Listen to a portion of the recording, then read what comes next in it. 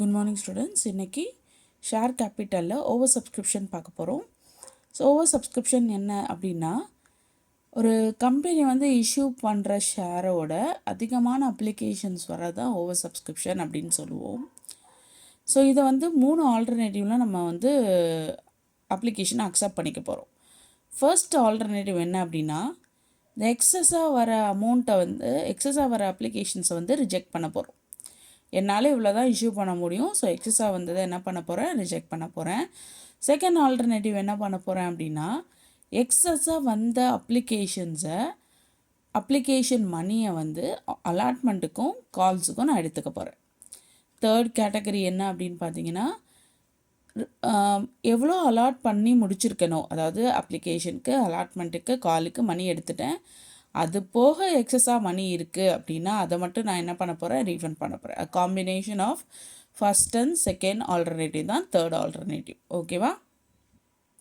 இந்த illustration number 16 பாருங்கள். Raghav Limited was registered with an authorized capital of rupee 10 lakh divided into 1 lakh shares of rupee 10 each. The company offered 60,000 shares. So actually இந்த கம்பெனிக்கு வந்து 1 lakh shares இருக்குது. But ஆனால் company எவ்வளோ issue பண்ணுறாங்க, 60,000 shares. Okay, were payable 3 on application, 3 on allotment and the balance were required. Application for 92,000 shares were received. So எவ்வளோ issue பண்ணுறாங்க, 60, ஆனால் எவ்வளோ வந்திருக்கு, 92. அப்ளிகேஷன் ஃபார் 40,000 ஷேர்ஸ் ஃபுல் அப்படின்னா 40,000 ஷேர்ஸ் அப்ளை பண்ணவங்களுக்கு ஃபுல்லாக அலாட் பண்ணியாச்சு. 50,000 ஷேர் அப்ளை பண்ணவங்களுக்கு 40%, and application for 2,000 shares allot பண்ணவங்களுக்கு நில் அப்படின்னு போட்டிருக்கோம். ரைட்டா? ஸோ ஃபஸ்ட்டு வந்து we have to go with a work note. எப்பயுமே இந்த மாதிரி பார்த்தீங்கன்னா ஒர்க் நோட் போயிடுங்க. இதில் application money received on 50,000 shares at 3 per shares. ஓகேவா? அதாவது 50,000 ஷேர்ஸ், அதாவது செகண்ட். இப்போ ஃபஸ்ட் அப்ளிகேஷன் 40 ஃபுல்லாக அலாட் பண்ணிட்டோம். இப்போ செகண்டுக்கு தான் வந்து 40% கொடுக்குறோம். ரைட்டா? அப்போ 50,000 ஷேர்ஸ் இன்ட்டு 3 அப்ளிகேஷன் மணி எவ்வளோ வந்திருக்கு நமக்கு, 1,50,000 வந்திருக்கு. ரைட்? அதில் எவ்வளோ அப்ளிகேஷன் மணி வரணும், நம்ம எவ்வளோ அலாட் பண்ணியிருக்கோம், 40 + 60. ரைட்டா? அப்போ 20 தான் நம்ம இங்கே கொடுக்க போகிறோம். ஸோ அப்போ 20 ஷேர்ஸு 40%, 50ல் 40% எடுத்திங்கன்னா 20 ஷேர்ஸ், அவ்வளோதான் நம்ம கொடுக்க போகிறோம். ஸோ 20 × 3 அப்படின்னு பார்த்தீங்கன்னா 60,000. ஸோ இதை மைனஸ் பண்ணிங்கன்னா 90,000 இருக்குது உங்கள் கையில். ஓகே, அவங்களோட மணி. அண்ட் தென் இந்த மணியை வந்து அலாட்மெண்ட்டுக்கு யூஸ் பண்ண போகிறீங்க. அலாட்மெண்ட் எவ்வளோ, 20,000 ஷேர்ஸ் தானே. 20,000 ஷேர் அலாட்மெண்ட் மணி எவ்வளோ, 3 rupees. ரைட்? ஸோ அதுவும் 20,000 போச்சுன்னா 60,000. ரைட்? மீதி 30,000 இருக்குது. அந்த 30,000 அலாட்மெண்ட்டுக்கு மட்டும்தான் நம்ம இங்கே எடுத்துக்க போகிறோம். மீதி ஏன்னா அங்கே எதுவும் மென்ஷன் பண்ணலை, ஸோ அதனால் அலாட்மெண்ட் மணி எடுத்துக்க போகிறீங்க. Because 84,000 were received on as allotment money அப்படின்னு கொடுத்துருக்காங்க. ஸோ மீதியை மட்டும்தான் நம்ம அங்கே எடுத்துக்க போகிறோம். ஸோ எக்ஸஸ் அப்ளிகேஷன் மணி என்ன பண்ணிக்க போகிறீங்க, ரீஃபண்ட் பண்ணிக்க போகிறீங்க.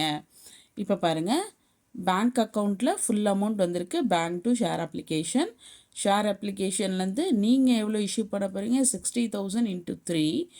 பேங்க் ரீஃபண்ட் பண்ண போகிறது 2,000 × 3 ப்ளஸ் இந்த 30,000 ரீஃபண்ட் பண்ண போது. அலாட்மெண்ட்டுக்கு எவ்வளோ எடுத்திருக்கோம், 20,000 × 3 எடுத்திருக்கோம். இப்போ அலாட்மெண்ட் மணி கால் பண்ணுறீங்க, கொடுக்க சொல்கிறீங்க. Share application to share allotment to share capital 60,000 × 3 1,80,000 எனக்கு வரணும். ஆல்ரெடி என்கிட்ட 60,000 இருக்குது. அப்போ மீதி இருக்கிற அமௌண்ட் மட்டும் தான் என்ன பண்ணணும், இங்கே வரணும். ரைட்டா? அப்போது ஆனால் மீதி இங்கே எவ்வளோ இருக்குது அப்படிங்கிறது சொல்லலை. அதுக்கு பதிலாக இங்கே கொஷினில் என்ன கொடுத்துட்டாங்கன்னா, 84,000 நான் ரிசீவ் பண்ணியிருக்கேன் அப்படின்னு சொல்லி கொடுத்துட்டாங்க. அதனால அந்த 84,000 நான் இங்கே மென்ஷன் பண்ணியிருக்கேன். ஓகே, அடுத்து வந்து calculation of amount due but not received on allotment in case of pro rata basis. Okay, when the shares are allotted on pro rata basis and one or some of the shareholders of pro rata category do not pay the allotment money. So நான் bro ரேட்டா பேசிஸில் கொடுத்தாச்சு, ஆனால் அவங்க இன்னும் சில பேர் அதில் ஒருத்தரோ இல்லை 2 பேரோ வந்து என்ன பண்ணலை, பே பண்ணலை, இல்லை முன்னாடியே பே பண்ணியிருக்காங்க அப்படின்னாலும் அதெல்லாம் எப்படி நம்ம கால்குலேட் பண்ண போகிறோம் அப்படிங்கிறதான் இதில் பார்க்க போகிறோம். இப்போது ஃபஸ்ட் ஒன்று என்ன பார்க்க போகிறோம்னா number of share applied share allotted to இப்போ ரெண்டு கேட்டகரி இருக்குது. ஒருத்தர் அப்ளிகேஷன் வந்து அப்ளை பண்ணியிருக்காரு அப்படின்னு கொடுத்தாங்கன்னா எவ்வளோ அலாட் ஆகிருக்குன்னு நம்ம பார்க்கணும். ரைட், சில இதில் எவ்வளோ அலாட்மெண்ட் கொடுத்துருப்பாங்க. அப்போ எவ்வளோ அப்ளை பண்ணியிருக்காருன்னு நம்ம பார்க்குறோம். அப்போ இந்த கேட்டகரியில் when share allotted is given, allotted வந்து கொஷின் பேப்பரில் கொடுத்துருக்காங்க அப்படின்னா total share applied divided by total share allotted into number of shares, அவரோட பர்டிகுலர் நம்பர் ஆஃப் ஷேர்ஸ். இதெல்லாம் நம்ம சம் போட தெரிஞ்சுக்கலாம். பட் இந்த ஃபார்முலாவை நான் வச்சுக்கோங்க. when share applied are given, total share allotted divided by applied into number of shares. Okay, இப்போ இந்த illustration number 18 பாருங்க. The company invited application for 50,000 equity share of ₹10 each, payable as follows. On application 3, on allotment 3, on first and final call 4, application were received for 1,10,000 shares. It was decided not to allot shares to the applications for 10,000 shares. இப்போ செகண்டில் பார்த்தீங்கன்னா to allot 50% shares of application of 20,000 or more shares. Only Pavan had applied 20,000 shares.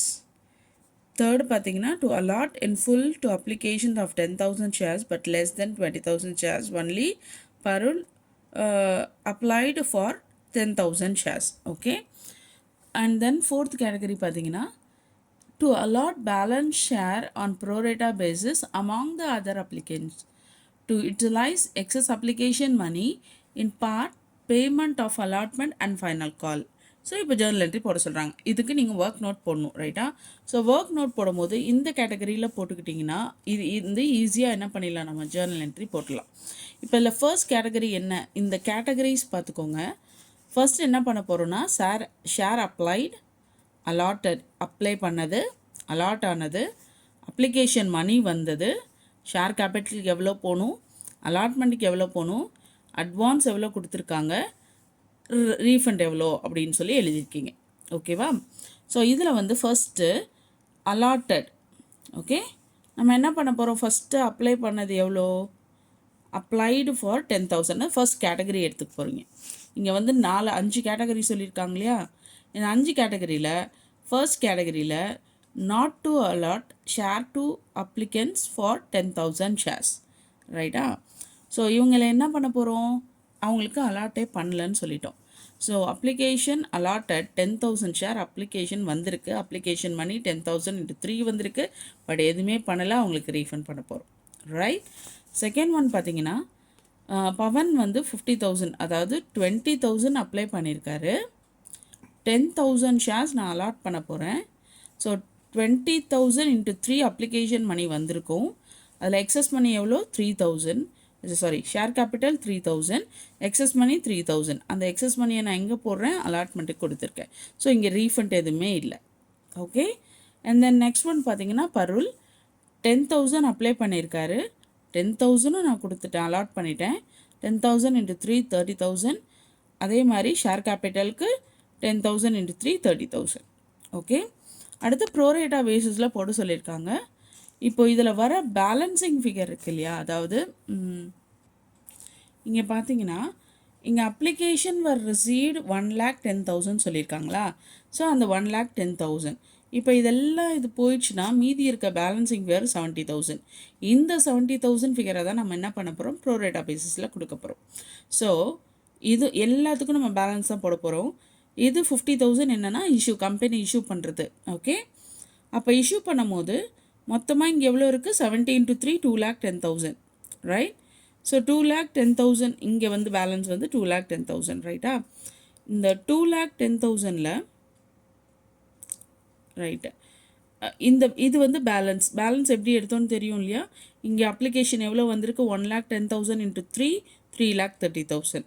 Okay, இப்போ share அப்ளிகேஷனுக்கு எவ்வளோ போகணும், 50,000 into 3 1,50,000 அதோட balance இங்கே. Okay, புரியுதா? So allot எவ்வளோ பண்ணியிருக்கோம், and then calls in advance அப்போ இதில் எவ்வளோ பேலன்ஸ் வந்திருக்கோ அது calls in advance. For example இங்கே 2,10,000 ரைட், அதில் 90,000 கேபிட்டல் போயிடுச்சு, அலாட்மெண்ட்டுக்கு 90,000 எடுத்திருக்கேன். ஓகேவா? அவ்வளோதான். ஸோ இந்த கேட்டகரி நீங்கள் போட்டுட்டீங்க அப்படின்னா ஜர்னல் என்ட்ரி போடுறது ஈஸி. இங்கே பாருங்கள், bank account to share application வந்து 3,30,000 இங்கேருந்து எடுத்தாச்சு. Okay, and then share application 3,30,000 வந்திருக்கு. அதில் ஷேர் அலாட்மெண்ட் 1,50,000, அலாட்மெண்ட் வந்து 1,20,000, share and calls in advance 30,000, bank 30,000. Okay, and allotment call பண்ணுறீங்க 1,50,000, ஆல்ரெடி நம்மக்கிட்ட காசு இருக்குது, மீதி காசு பேங்க்கில் வரும்.